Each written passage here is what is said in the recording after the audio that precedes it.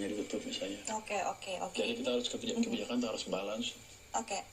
Artinya tadi sekali lagi kebijakan ini dan juga aturan ini akan berlaku paling tidak mulai tahun 2026 begitu Pak Purbaya? Apanya? Untuk kebijakan tadi moratorium. Semuanya udah sekarang kan udah. Oke. Baik. Saya udah diam nggak ngapa-ngapain. Jalan sekarang. Mereka udah happy. Kalau ada investor Untuk perusahaan secara resmi begitu, secara resmi Pak? Resmi. Sudah resmi. Sudah resmi. Kan saya menteri. Baik. Dampaknya nanti dampaknya untuk down trading. Siapa lagi yang Anda harapkan untuk meresmikan itu? Baik Pak. Kemudian kalau kita berbicara juga mungkin kita beralih ke informasi lain gitu, topik lain begitu. Kita berbicara mungkin target dari investor yang sempat meragukan karena kebijakan fiskal agresif ini dikhawatirkan bisa mendorong defisit lebih dari 3% dari lebih dari 3% dari PDB begitu. Padahal sebetulnya Anda juga menyampaikan begitu bahwa memang target 3% masih sesuai begitu ya. Nah, bagaimana mungkin cara dari Anda untuk meyakinkan investor khususnya asing dan kemudian mereka bisa menempatkan modal di Indonesia ke depan? Yang pertama untuk tahun 2025 saya tidak merubah anggaran.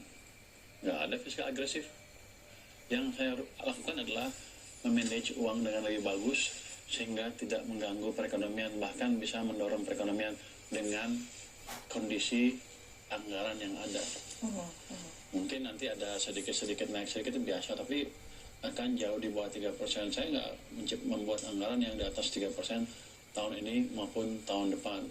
Karena saya tahu Anda dan teman-teman media asing, teman-teman Anda juga semua sudah melototin saya, si Purbaya ngapain? Dia tahu fiskal apa enggak? Jangan-jangan di atas 3% bentar lagi. Enggak. Kita akan tetap jaga di bawah 3% semaksimal mungkin. Tapi begini, fiskal ekspansi bukan kita lakukan dengan membesarkan defisit. Dorongan dari fiskal ke ekonomi saya upayakan lebih besar dengan cara tadi memaksimalkan belanja pemerintah di sistem perekonomian, tepat waktu, tepat sasaran, nggak bocor.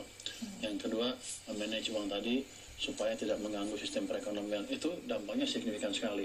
Jadi saya berusaha menghidupkan dua mesin ekonomi, private sector dan government. Uang tadi itu sebenarnya di bank kan, tapi sebenarnya mendorong private sector. Yang dilakukan saya akan paksa belanja lebih cepat. Kalau nggak uangnya saya ambil itu ngancem aja, tapi kalau nggak saya ambil betulan. Supaya governmentnya belanja tepat waktu, tepat sasaran. Jadi inilah mesin pemerintah. Jadi saya harapkan dua mesin ini berjalan ke depannya. Itu akan menciptakan pertumbuhan yang lebih sustainable dan berkesinambungan dengan minimal 6-6,5% baru itu aja, belum yang lain-lain. Jadi kalau kita lihat zamannya Pak Jokowi, mesinnya cuma belanja pemerintah,